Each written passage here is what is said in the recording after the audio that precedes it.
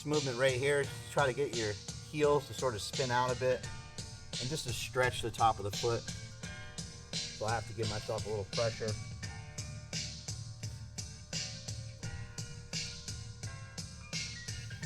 Some interesting things with these positions.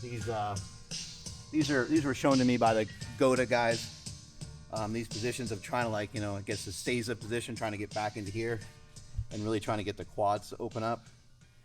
Interesting thing is there's so many ways to manipulate them. For me, for some reason, like getting to the ground right here, it's like, it's hard for me because I'm stuck, right? But if I just put something here, like that's what yoga blocks are kind of for. If I just put something here, could be like literally almost anything, I then have somewhere to put some pressure, and then I can like lean back even further. So now I got the feet in the same position, tucked. And now if I have this here, it gives me something to push into. Because I'm trying to gently shove my booty back with a little bit of like a light arch, I'd say. Can I get a hey now? And you can go up higher. You just manipulate it whatever way you need to make it work. This is like a crazy stretch in the foot for me.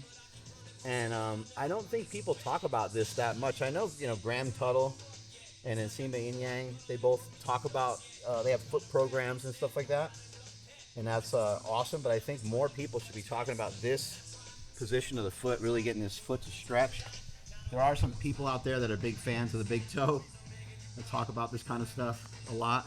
We have Cal Dietz coming on the podcast pretty soon, and he can explain a lot of this stuff. But I think that this position of the foot, it's like you're in this position a lot, you just don't really think about it. Like if you were to throw, you know, to wing a baseball as hard as you possibly could from third to first base, they kind of like, they get so low that this back leg is here, right? Tom Brady recently unloading that punch on that bag. You see that? Boom. He really got, he didn't get super low. He wasn't down here, but he got down in here, and that foot's bending. And if your ass is old, if your ass is unused, then your feet probably don't move very well. So this is my warm up. This is a Max Excel day. This is from Brian Kula.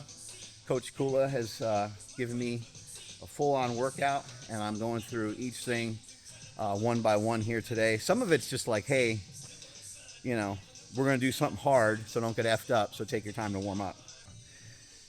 The truth about ketone esters is that it's agreed upon amongst a lot of people that know a lot about ketones that the coveted best ketone that you can get is called a diester ketone. And it's not really available. So all the fighting all the time about the different companies and so on, no one actually uses that one because it tastes way too gross and it's really expensive. And then you might think, well, I try these other ketones and they don't taste great anyway, so what's the difference? But no one's really had balls big enough, I don't think, to put the diester out there, but hopefully somebody will. It's not really supposed to be a stretch, it's supposed to be like movement, but it's hard for me to move at all in this position.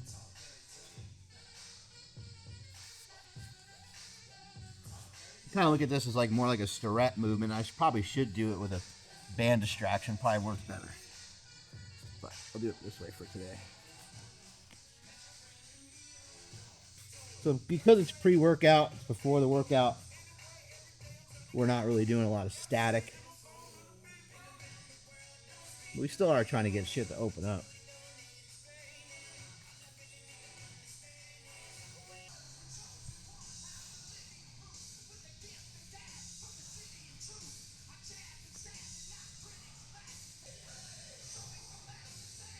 This weight just gives me a little counterbalance. Try to keep the shoulder like, you know, it doesn't have to stay down, but you can see how quickly it wants to pop off the ground the second that I start heading that way. Start doing some of these movements and you're like, has that been my problem forever? Like, because I can feel that, like a little twinge right here, and I've had that twinge, you know, happen in my back in the powerlifting days when I'd go real heavy or go heavy for a few weeks in a row.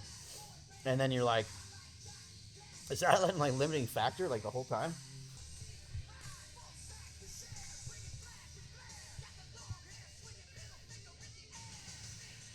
I don't know exactly what this does, I'm just kind of doing what I was told. But you switch concentration from one thumb to the other. Like your eyes. What I've noticed with this right away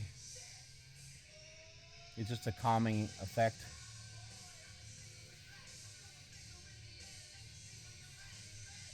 It's kind of nice. I don't know about you guys, but when I'm warming up, I get like fired up.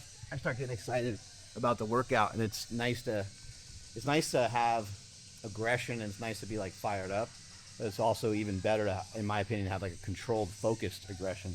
I often think about how people can do their own version of a sprint, and in my opinion, this would be there's a lot of things you can do by dragging a sled or dragging a bag. In this case, this is like a 150-pound bag with another 30 pounds on top of it. But like, you can have whatever setup you want, whatever you think is appropriate for you. When I think about people sprinting, I often think like, oh man, most people might get really messed up from going out on a sprint.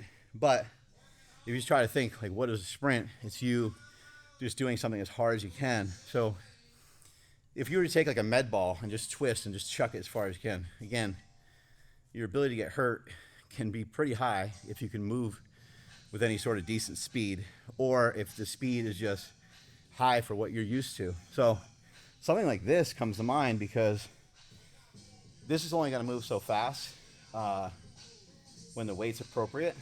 So you kind of want like a heavy weight, and you just go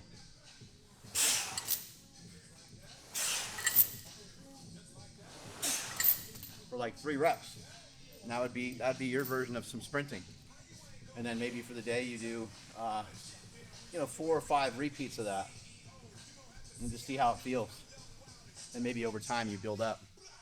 But that would be a great initiation into like having a similar physiological effect on your body as what a sprint might do. Obviously over time you want to work your way into like more real sprints, but just try to think of ways that more people can sprint, because when I show stuff with sprinting, people are like, that's not for me, I can't do it. But it's like, you could probably find your own version of it. So you can find your own version on a Aerodyne bike, assault bike, a ski erg, doing doing push-ups. Like, you can find your own versions of just going all out for 6 seconds, 3 seconds, 4 seconds, stuff like that. Everything takes time. All this stuff, just one of the tough things about it is it just takes time. You get your hours in, switching your shoes and wearing the right shoes and wearing the right clothes and bringing the right shit with you and being prepared and being ready and hydrating and eating properly. You really just try to gamify it over time.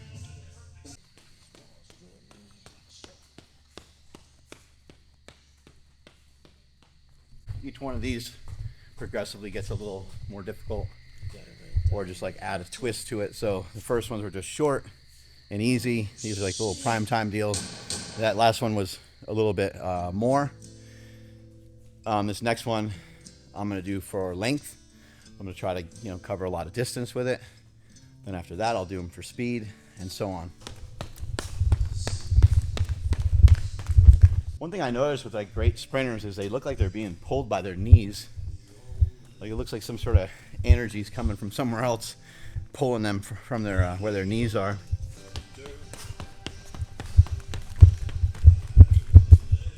Getting this flat and getting a nice strip of turf.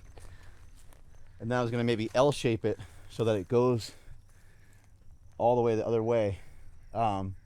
And then maybe put something over top of it so it has a little bit of shade from the grizzling sun out here. But just some thoughts to turn this into like more like a sports complex rather than just, I guess it's already turning into that with all the strongman stuff and all the other stuff we have here. But if we put turf in here, and then if we had that middle part right there be a door, then I could push the tank all the way through here.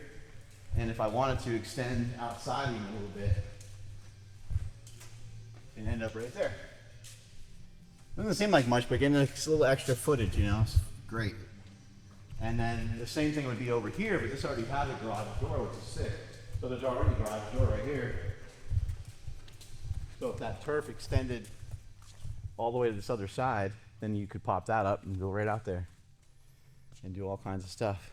So, a lot of fun. Just some hip extension. Some people would call it a monster walk.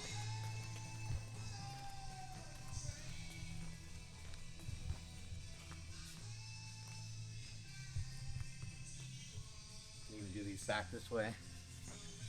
Normally I take the walk for the rest.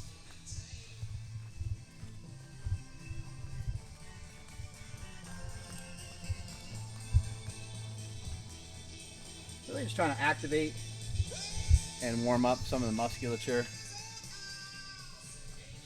Remember, heel out, heel out, heel out. We'll flip.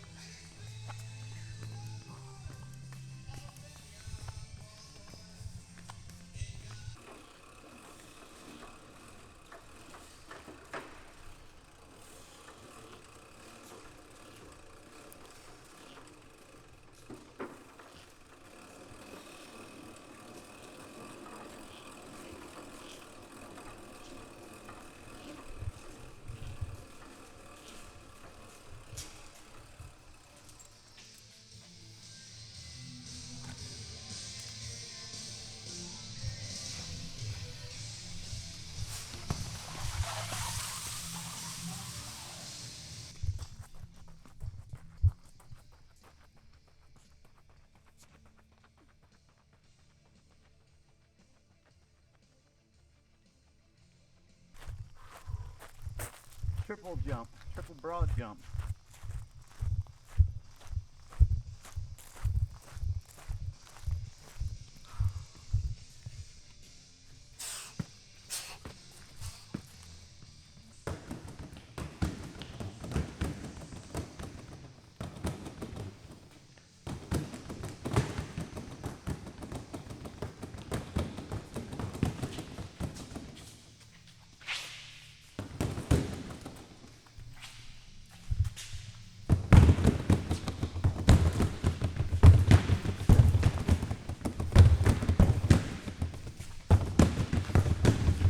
Watching this guy talk about like self-defense, and he said a lot of times people in self-defense are teaching like, you know, to block, but he's like, not that he's against blocking necessarily. This guy preaches, I wish I could remember his name, but he preaches like block and catch and like stick to somebody. I'm by no means self-defense person or anything like that. Have never even been in like, well, haven't been in a lot of fights. Was never in a regular fight outside of being a bouncer. But anyway, what he said was really interesting. Is I thought like he was like, if someone throws something at you, he wants you just to like fire right away rather than like even think about blocking. I was like, wow, I've never heard anybody share that strategy before. I don't know how effective it is, but it looked cool when he was showing, because he kept having people kick at him and do all these different things. And he was like, the quickest thing between 2 points is a straight line. So he was just like, someone's probably going to come in with one of these, and imagine if you're like, all right, boom, you just got him with a little, even if that was light, you got to figure that's got to catch him by surprise.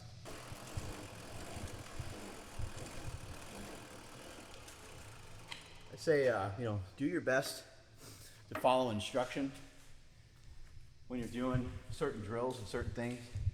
Get encouraged by a coach to do certain things, certain movements, but be safe too.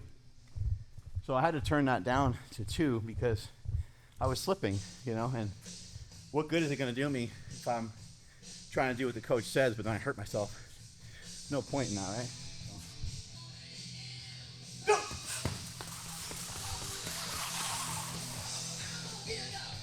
Jump into these a little bit.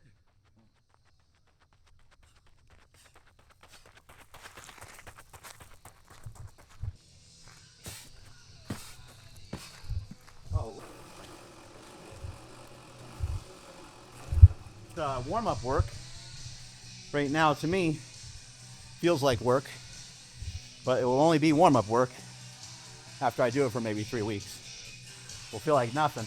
Plus, I'll get more used to everything too, and I'll be quicker with picking the exercise and everything.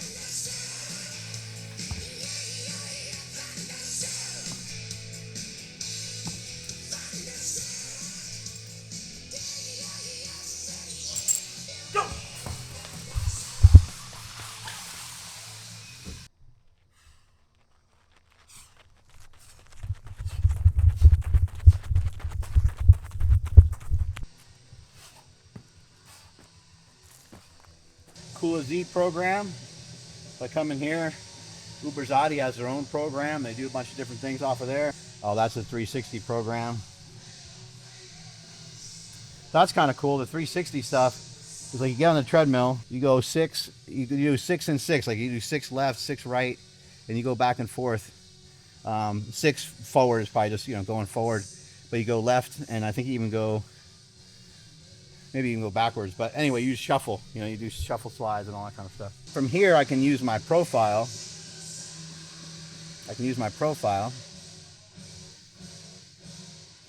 Which is there, and I ran like just under 15 miles an hour, and then it gives me speeds when I select my name.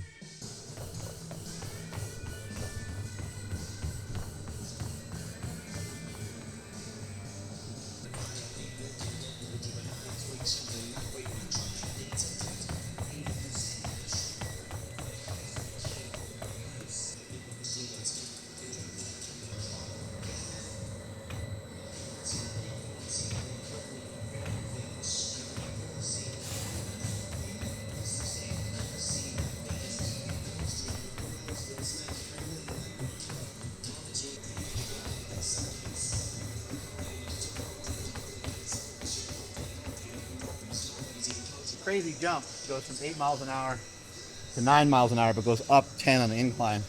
So this is where I'm going to make some changes. I'm just going to go up 5% on the incline rather than 10. I'm going to leave the miles per hour, or maybe I'll probably go halfway. There we go. Then the next one I'll do, it'll be at 9, and it'll be at 25.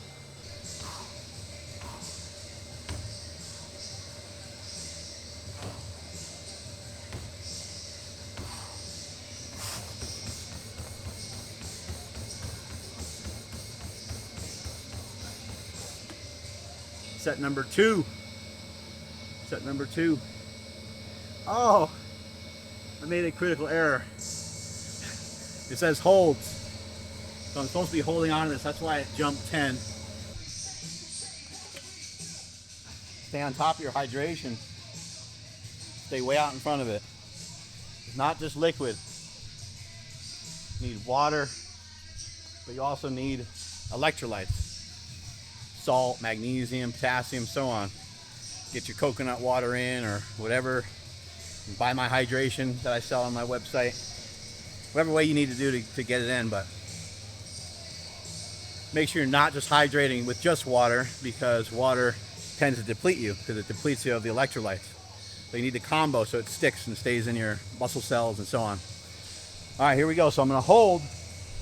When I hold, the whole point of holding on is to really try to bring my knees up.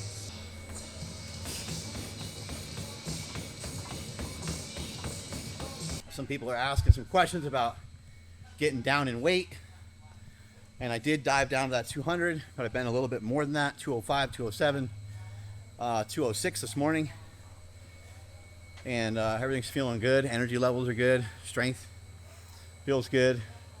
Been doing it with a keto diet, a very low carbohydrate diet. That's kind of more the truth of it, rather than being full on keto. Although over the last maybe 3 days or so, I've really been slaughtering a lot of fat, eating a lot more fat than normal, but that's just, sometimes I like to experiment. Sometimes it's also just the food. We were in Tahoe, we went to this barbecue place, and I got brisket, pork shoulder, and tri-tip. And it was just like totally to die for, so I smashed all that stuff.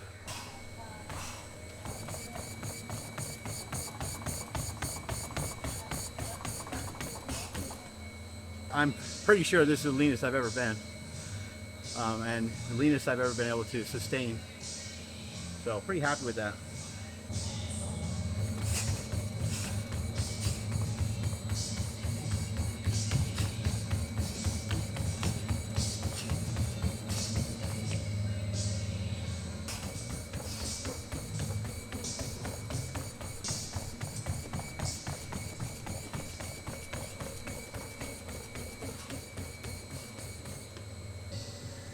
Incline went up 5. Amount of time on the treadmill went down 2 seconds.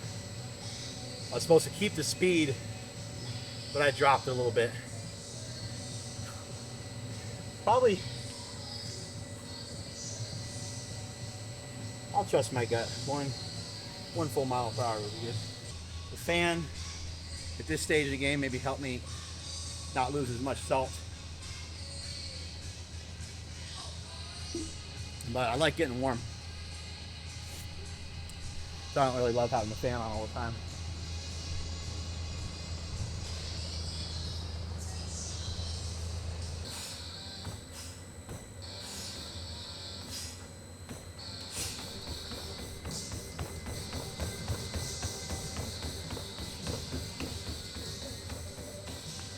Probably traveling like 40 yards or so. 8 seconds with the incline that it is. Kind of a lot if you think about like a 40 or 50 yard hill. That's a 20% grade.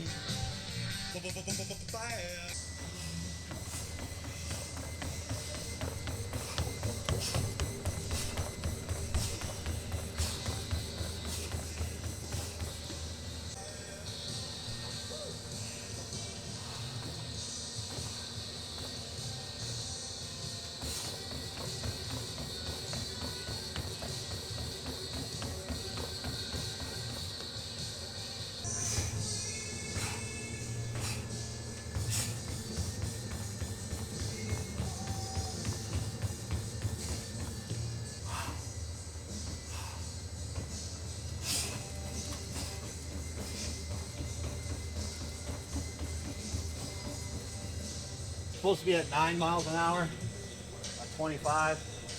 Last I did was 7.5. This one's 8. I'm going below the requirements that are kind of generally set up for the program.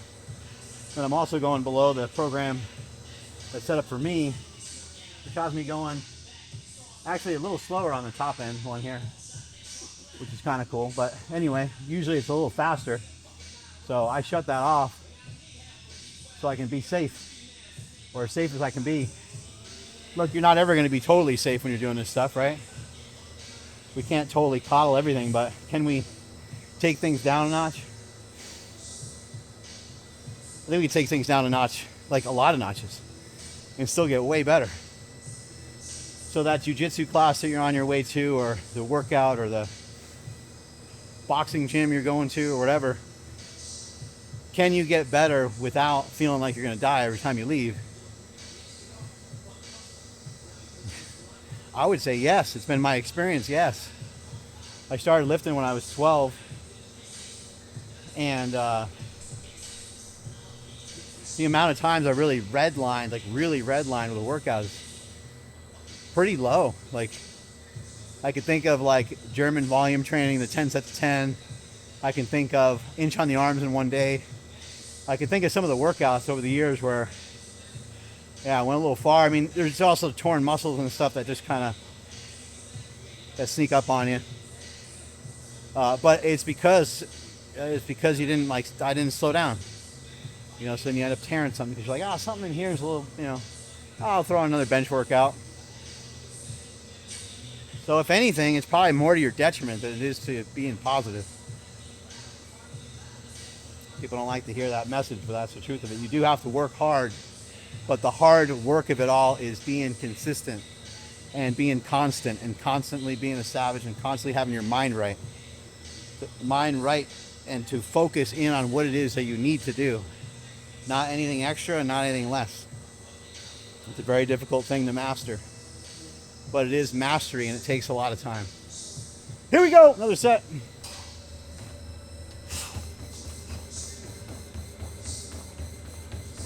Those are really hard for me. My eyes end up going down, and I don't love the inclines when they're that steep.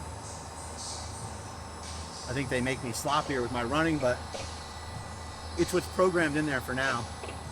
So for now, we'll get used to it. We'll be positive about it, and we'll get better.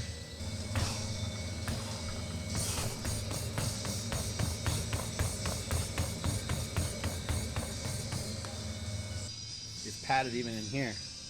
You know how that bothers people sometimes? The rope. So Rogue Fitness, they made this belt which has some padding here, which might relieve some pressure from some people. I don't know how people get this tangled up on them. Like, I been using a Henny belt for a long time, and he's the creator and inventor of this style of belt, in my opinion. And this doesn't have padding on it, but sometimes that will dig into some people. But for me, I sit back anyway, so I never really feel that.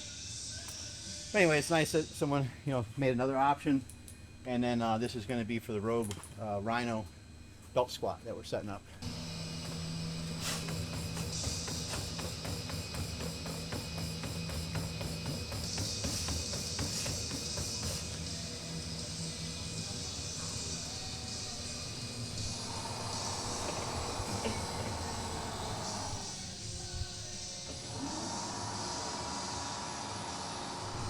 So I can put resistance on it.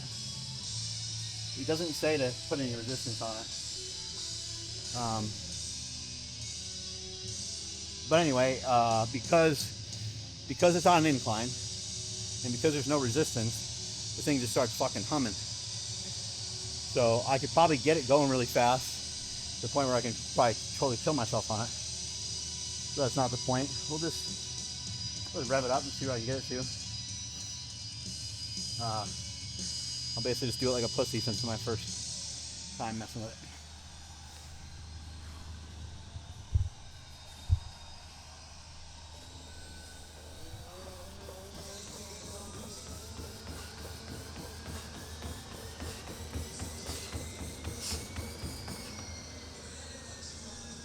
Got to about 9 miles an hour. I'll try to do 10. I'll finish with, see if I can get to 11. Feels crazy. Feels like a totally different input on your body. You know, your foot is getting like kicked back every time. And in this case, it's getting kicked back, but it's like your own previous force. With that, are you supposed to like, are you supposed to just accelerate up to a certain speed and I have stop? no idea. I don't know what it means. It just says peak, and I think you just get the thing to peak and you stop. Gotcha.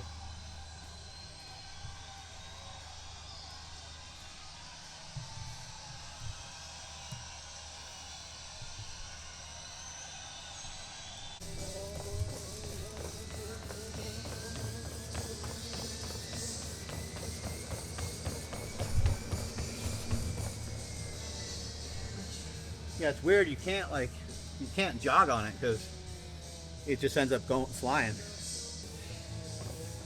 Well, yeah, good hamstring workout. So I put resistance on there. Well, now I'm safe. Now this is maybe more like a regular hill. Because see the forward lean that you would get when you go on a normal hill, right?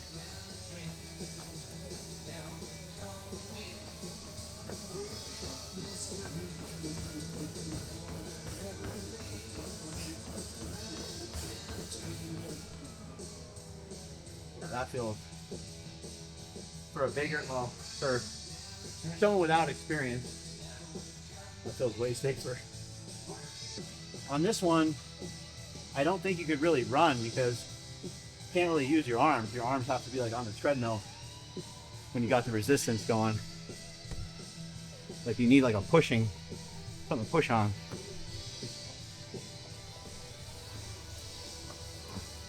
But it is nice how you can kind of float because you are holding on.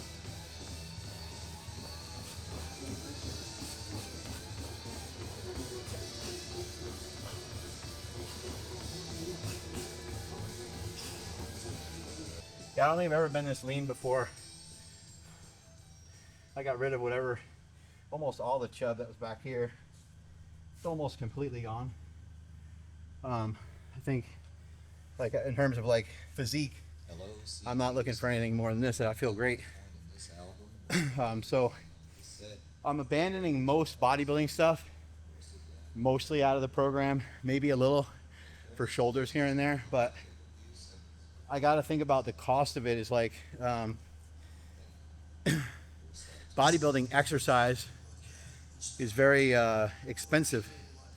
What I'm doing here is very expensive, and I wouldn't want to overdraw my account, you know, with the amount of a lot of energy I have per week. I think many people feel exhausted and unmotivated and have a hard time getting momentum because they're overdrawing their bank account week in and week out with where they allocate their time and how much energy they put into something. So I hear a lot of people will say, oh man, I'm exhausted, you know, I did this, I did that. But then they're not really thinking that they, on last Monday, they had this crazy blowout workout, you know, and they don't really think that that has a cost many days later, but it can. So the things that you're putting your time and effort into, things you're putting your energy into, you know, make sure it's the things that you love. Like, I love doing this. I'm already here a little bit longer than I should be for today, but this is the last and final set. But be careful with where you're allocating your time and your resources. If you're trying to build up a lot of strength, then mainly focus on that. But understand that one of the things that can be effective for strength is having a larger muscle, right? Having joints and ligaments and tendons that feel better. So maybe that would mean that you can't go heavy all the time, right? And so maybe that means you fill in with bodybuilding type of work, full range of motion movements, and movements that are maybe higher rep. But just be a little cautious on how much of that energy you're spending if you're trying to be someone that's a hybrid athlete, trying to run and sprint or do jiu-jitsu and lift and all these different things. Be a little cautious.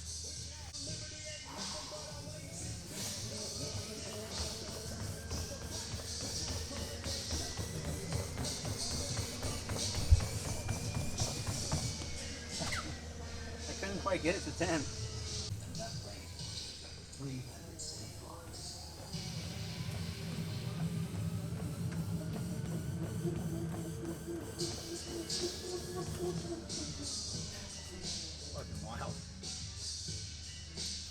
That's on 2. It's like you need resistance, otherwise you just fall. Like if it's on 0, you just fucking plummet to the earth. You're not lasting on here very long.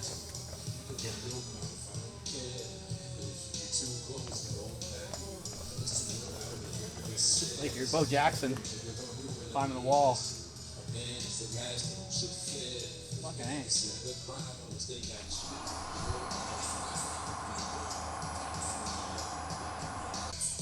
Strength is never weakness, weakness never strength. Catch you guys later. Bye.